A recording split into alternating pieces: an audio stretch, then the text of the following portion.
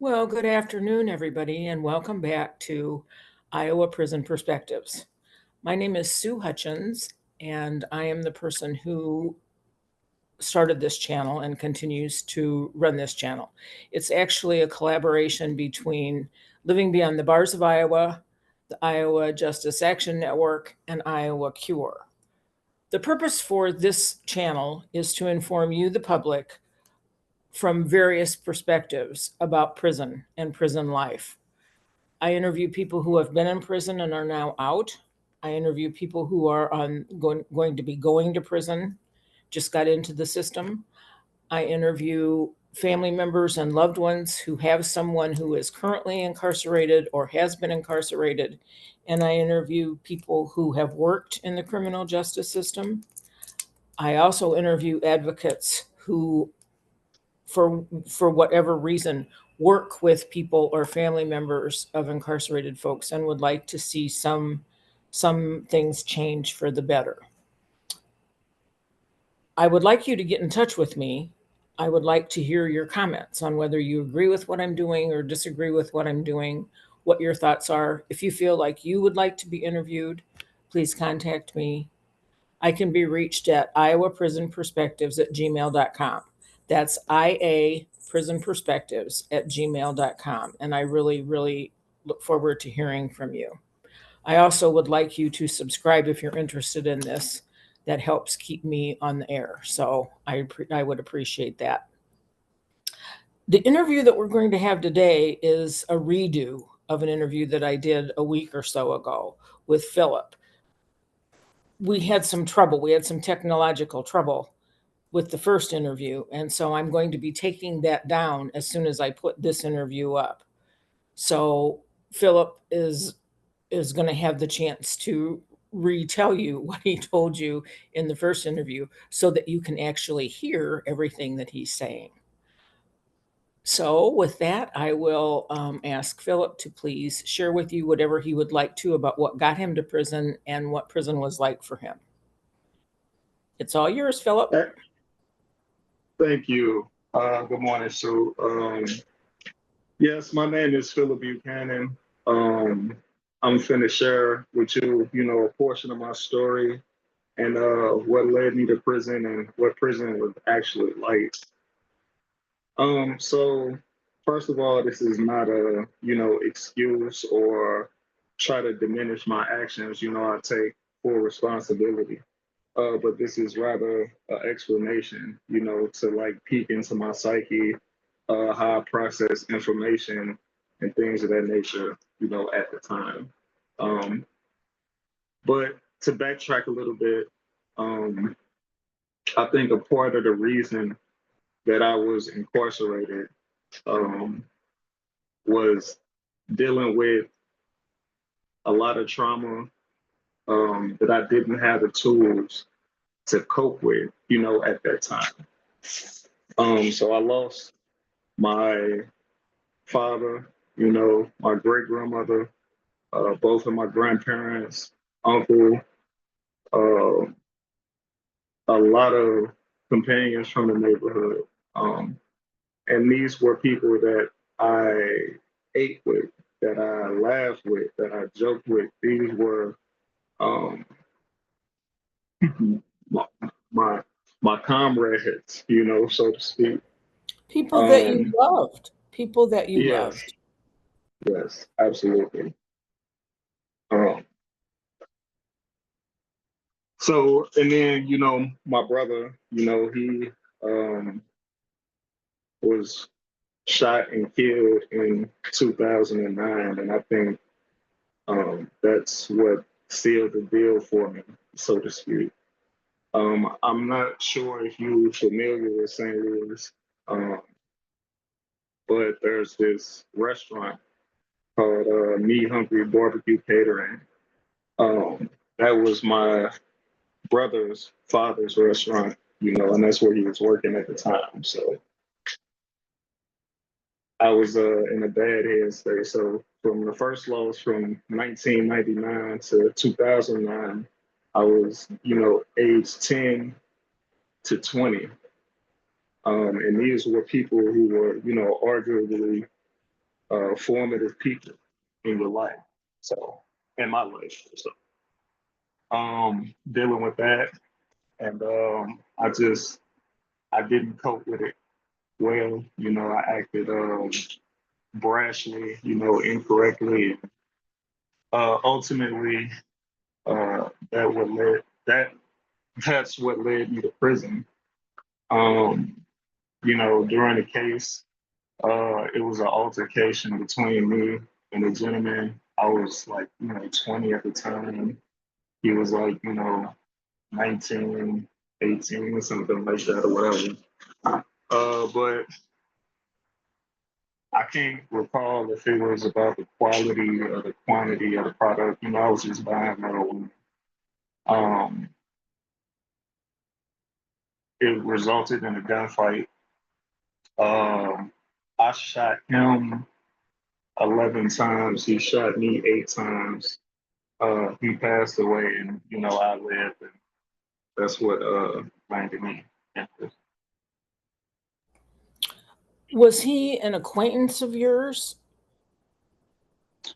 Not really. It was just a dude that I bought some weed before. So, Okay, so you weren't acquaintances or friends of any kind. This was this. It uh, sounds like this was a drug deal that went really bad. yeah, yeah, pretty much, yeah. Yeah. Yeah. And tell me, was your brother younger or older than you? He was younger. He was 14 at the time of the shooting, He was and I was 14 like when he 20. was killed, Yes, murdered. And he was killed at work in his dad's yes, barbecue shop. yeah. So, and it's crazy. It's ironic because, like, you know, during all of those losses, I kind of, you know, failed to mention, you know, that my mother was going through it at the same time. So she lost her parents, you know, she lost her grandma, great grandma, her grandmother, you know. So these were losses to her as well too. But my little brother, he worked at the barbecue stand that his father ran. They were separated at the time. Well, not separated. They were divorced. Excuse me. Um, and yeah, so he was working at the barbecue stand, and I think it was like right before Mother's Day. Me and my little brother, we had planned on, you know, going in on a ring for my mother. So um, it was supposed to have his birthstone, my birthstone, my mom's birthstone, and a diamond, and that was the plan. And he was at work um, trying to trying It's to well, it's get the money heartbreaking. to It's heartbreaking. I mean, it is heartbreaking, and the amount of loss and the inner city poverty and a lot of things contribute to inner city difficulties, and a lot of especially black men, brown men, end up just losing, and trying to keep their heads above water. And it's very, very difficult. Very, very difficult. It's hard to stay alive. It's hard to stay alive. I've talked to people who did not believe that they would live to see 21. They just did not believe that they would live to see 21 because of their environment.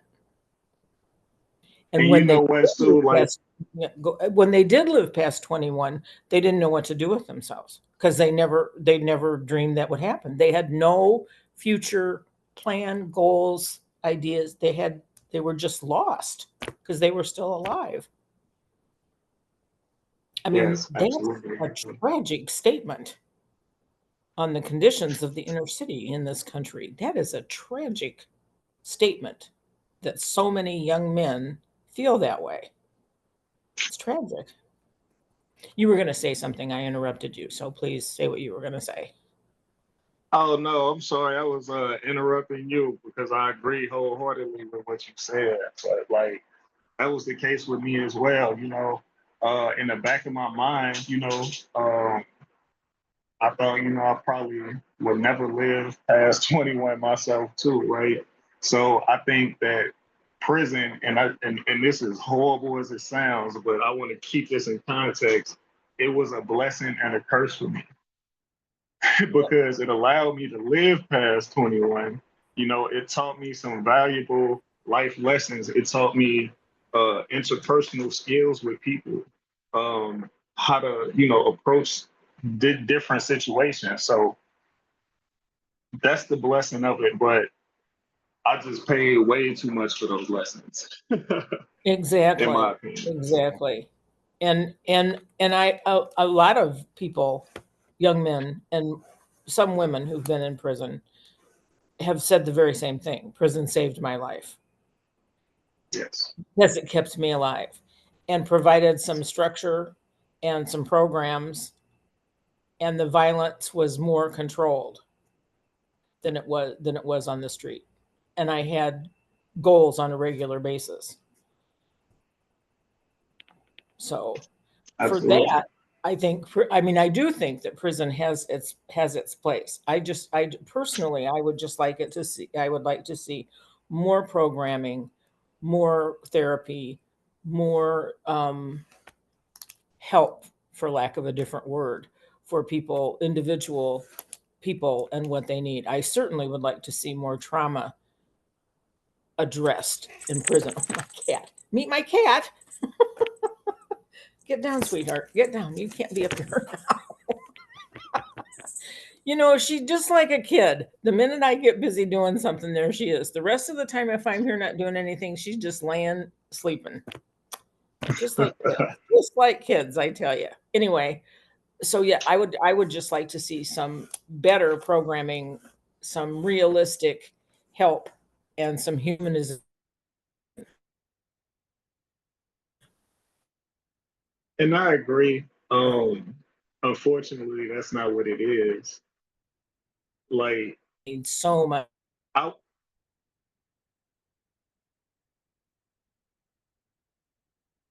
Stop. We just need to stop dehumanizing people. yes. So enough of my little speech. Um, when you were in prison, I think you told me that you had been a good student, that you always liked school, that you always liked learning. Am I right about that? Yes. Yes, you're absolutely right. So, and it was a forced play too. So I love my mother. She did the best that she could, raising two boys as a single mother. I take my hat off to her. I love on her. I hug her. I thank her. I appreciate her. Verbally and any other way. But I was always a kid who was inquisitive, always curious, always learning. So even if we didn't have homework from school, like we had homework at home. Like, so my mom was the type where she would print a book, prompts, just write. And we were supposed to write, and then she would read it, critique it, offer suggestions. So literally, I was writing college level essays in seventh, sixth grade. She was really trying to give you a better shot at life. I mean, both Yeah. of you boys. I mean, she was doing everything she could do to get out of the situation, the environment that you were born into. So please give her my thanks also. I know how hard it is to be that kind of a mom. So bless her heart. Bless her heart. And I'm glad that she's still alive to enjoy you now. That's a real blessing. Yes. It's a real blessing. So tell me about what it was like when you were in prison. What you So, noticed, how you were treated, what happened while you were incarcerated. well, what I've noticed, well, just going through the whole process, like it was basically we were dehumanized instead of looking at us as people. It was almost, and I hate to say this, but we were almost like sheep, like cattle, you know. just going through the process, like going in, stripped naked in front of everybody, had to take showers, a de-licer or whatever like that. Like, just the whole process, man, it was dehumanizing. The, and there's some good doors too, but like it was just horrible the interaction between them and us, and I mean like them as far as CEOs and us as inmates. But Like, can you give some examples of of what happened and well, of how you were treated? People need to know like what actually happened. How you, as far as how you were treated. You say that they were disrespectful to you. yeah, so it was one instance, like so I was housed in a level 5 correctional facility called Bunter, ERDCC. Um, and like so we were supposed to walk from the housing unit to the chow hall where we receive our trays, our meals, or whatever. And like there was just constant shouting and yelling and hollering, pull your pants up, walk faster, uh, just like for no reason. You know what I mean? So that was just one instance of disrespect that I seen. You know.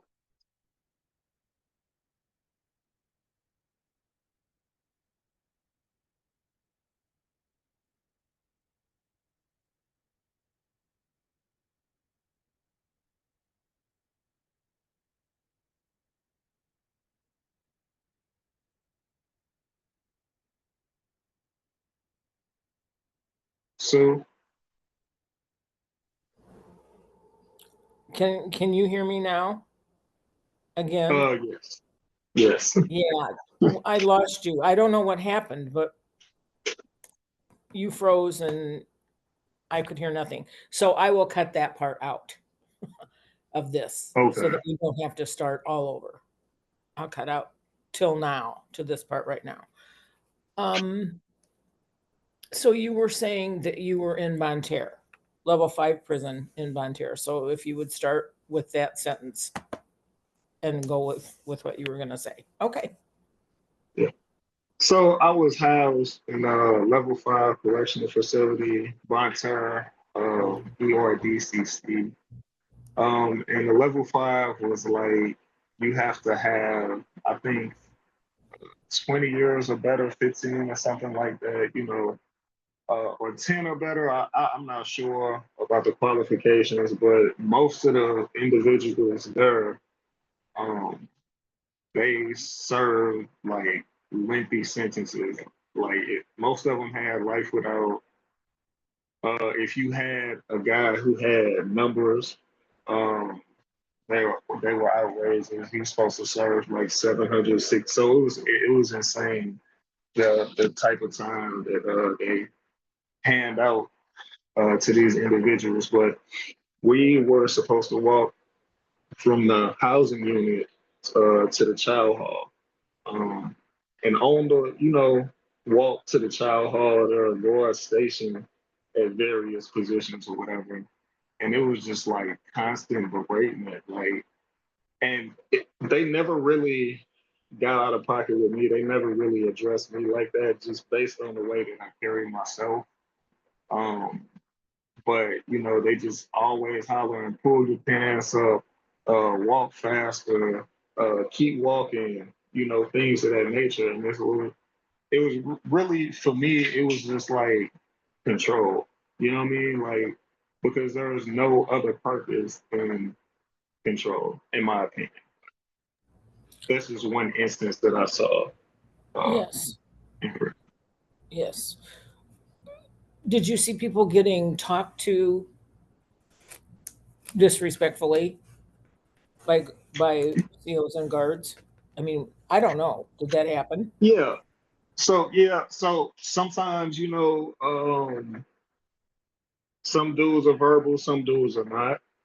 So some people had exchanges with the officers. Some resulted in physical altercations. Right, I seen that happen too. Um, so yes, it's something to trip.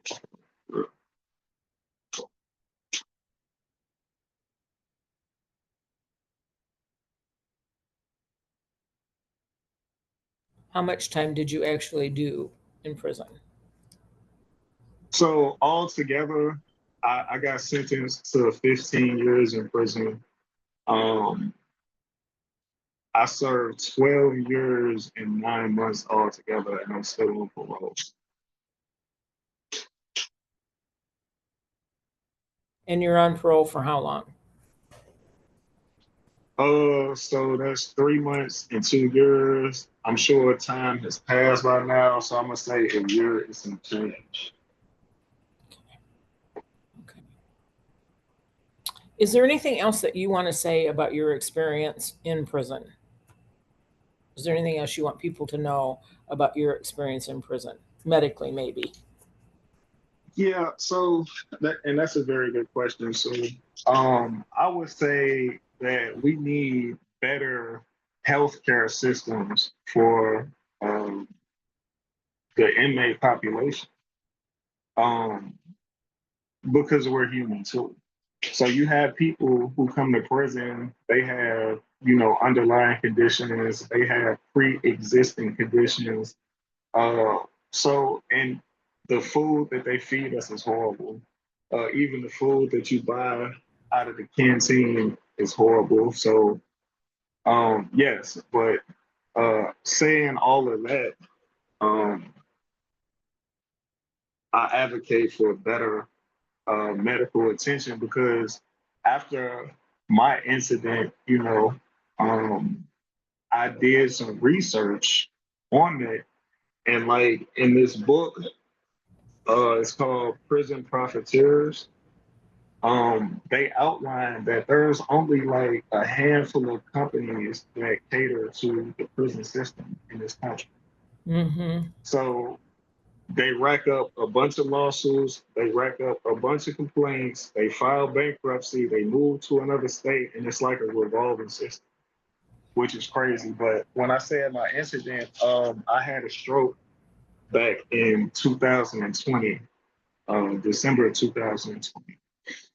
And instead of getting me the proper medical attention, they decided to place me in a suicide cell for 5 days until they finally realized that they made a mistake.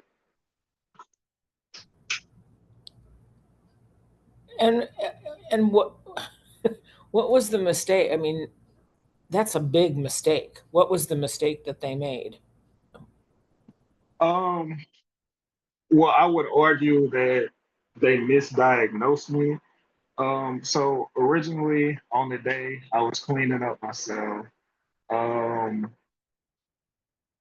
I was about to load my clothes in the trash can. So we use the trash cans to wash it. So I put my clothes in there, started washing my clothes, taking a shower. Um, and I noticed the signs. My brain retains a lot of random information, but useful information as well. And I noticed the signs of the stroke, uh, tingling in my, right arm, blurry vision, shallow breathing. And in my mind, like, how is this possible? I'm having a stroke because I was 30 at the time. I was arguably the best shape in my life. I got down to about 220, 225. Uh, I, I had an excellent basketball game. I worked out all the time. So I was doing good, but I was having a stroke. Um, They took me to medical, long story short. And the nurse there, nurse former, um, he said, "You're not having a stroke," because this was when aphasia kicked in, forgetting words, so the only word that I could formulate at the time was stroke, stroke, stroke. And I never forget it. He looked at me And he smiled. He said, "No, you're not having a stroke. You're just high." And right then and there, I was like, "Yeah, I'm done." So Like I'm done. he was attributing it to drugs. And had you been in trouble for drugs before in prison? Had you been in No. trouble a lot in prison? I mean, were you did they So well, so prior to the altercation that landed me in prison, that was my first offense, getting in trouble with the law, period. Um, mhm, I've never dropped dirty. I've never gave them an indication that I was under the influence of any substance. And I was the ambassador for St. Louis University, So at the time, I was just finishing the last class to finish up my associate's degree. And later, I obtained my bachelor's degree in business administration. But yes, I've never been to ASEG, never been to the whole. Uh, I was and, and I'm using quotes, the perfect role, my perfect inmate, you know. So mhm. And had you had many write-ups of any kind? I mean, three. That's yeah. Yeah.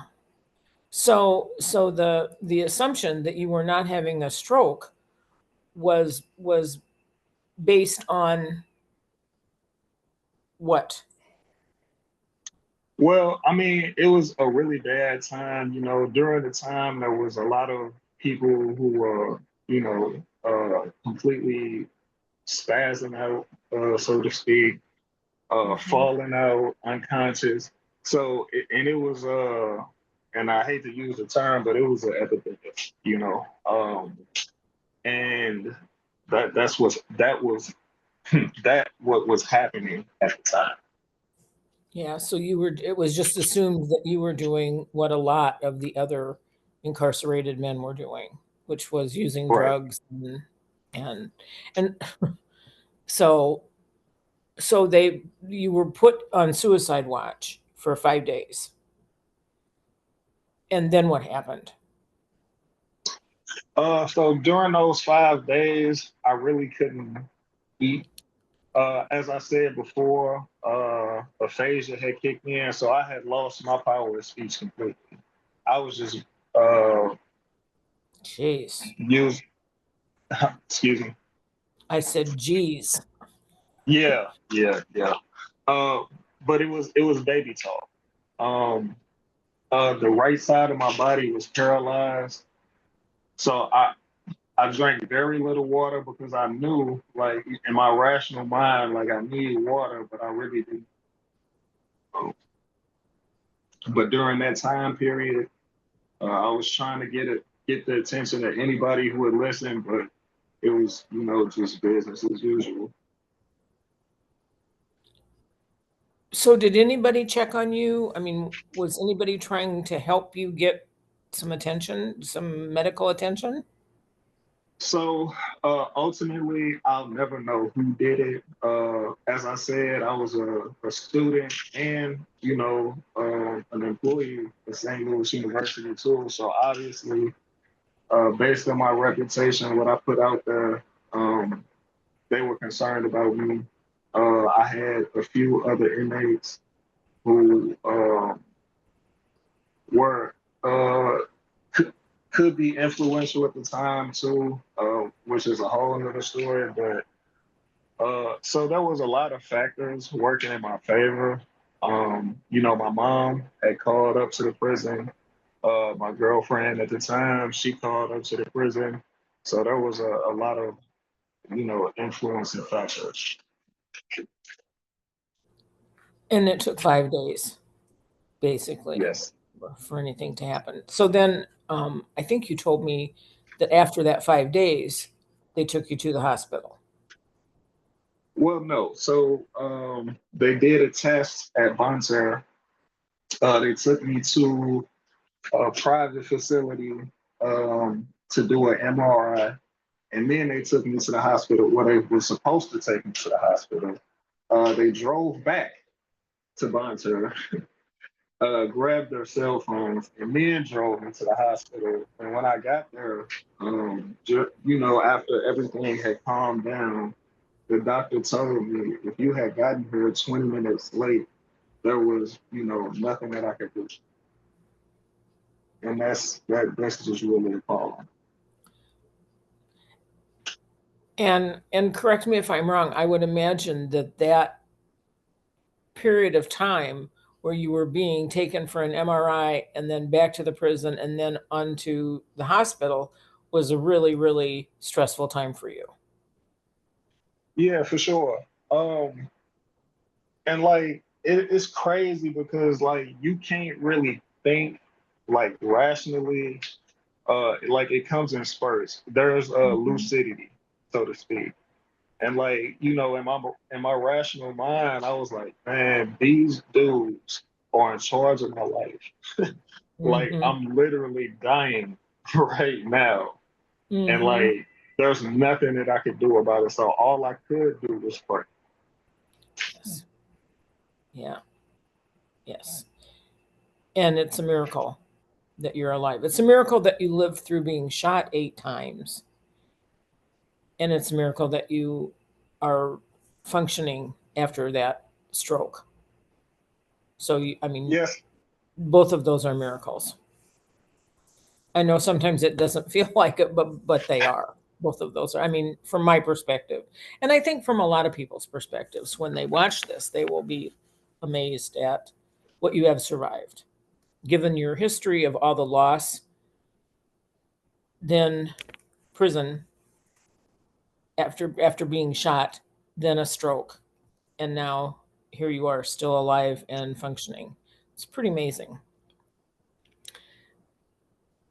I would agree. Yeah, And that's what a lot of people tell me, I'm here for a reason. I'm just trying to find my purpose. That's it.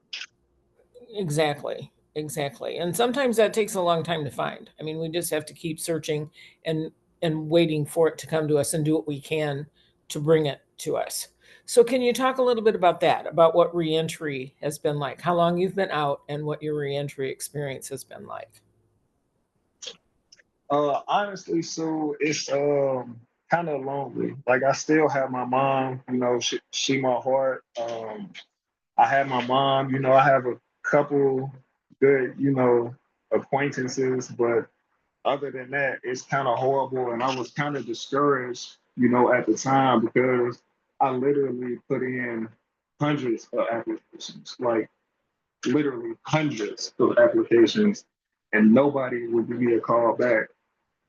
So, and I'm looking at my resume, I'm looking at my work history, I'm looking at my skills, I'm looking at the qualifications that are, apparent in my resume, and nobody is giving me a call back because I checked the box, I committed a felony. And instead of, asking me or allowing me to elaborate on the circumstances of my crime, um, they skipped all of that. They just rubber stamp no on all of the applications. So it got kind of frustrating. Now I'm working. Well, so I got released in November of 2024. December came of 2024. Luckily, I was employed. It was around Christmas time. I worked, at I'm not sure if I should say the name, but a fast food restaurant chain, so to speak, and got employed at General Motors, and I stuck it out. It was tough for me since day one, because like it's kind of hard to predict what what what skills, what you keep and what you lose, you Right. know. Um, and some things I was okay at. Some things I was doing good at, But ultimately, I left the job because I felt it was an unsafe situation. All of the power machines and the tools, and so I was concerned about my safety and everybody else's. And when it came down to it, I just couldn't fulfill the duties of the job. So yeah. And that's due to the stroke. Yes. That's side effects or leftovers from the stroke. If you could have the job that you want, what would you like if you know? Yeah. Something in the administrative field. I have aspirations of opening up my nonprofit company. I'm also interested in investing in some real estate. But yes, ultimately, administrative positions, HR positions, things of that nature, something closely related to business, because I want to utilize my degree, and I have also book smarts and also just street smarts, which is life experience in general as well too. But yeah, something along those lines. I got my bachelor's degree in business administration, so I want to utilize that degree. Of course, of course. So I think I've asked everything that I wanted to ask. I was just kind of checking with myself, and I think I've asked everything that I wanted to ask and give you the opportunity to talk about. Before we close, is there anything that you want to make sure that you have said? Uh, yes. Yes and no. Like I said, it was a surface level interview, so we really don't have the time to really dive into, each individual aspect of my story. But I think my story, speaks for itself. I just want you to know that I'm a good employee. Like, I'm the best employee that you can have. I'm punctual. I'm dependable. I'm reliable. I work overtime. Like, I do all of those things that are non-existent in today's job market. So you can reach me at Phillip Buchanan 25 at gmail.com, and I'll be glad to hear from you, any Yes. potential employer. Yes. Okay. Well, I'm glad you got a chance to say that. I'm happy to be able to put that out there for you. Put your story out there. And you said that you didn't get it.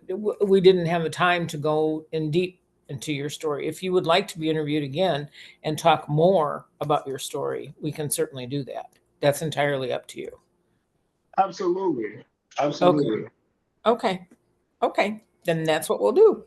We'll set up a time to do more. So, thank you very much for your time and for being willing to share difficult things to talk about.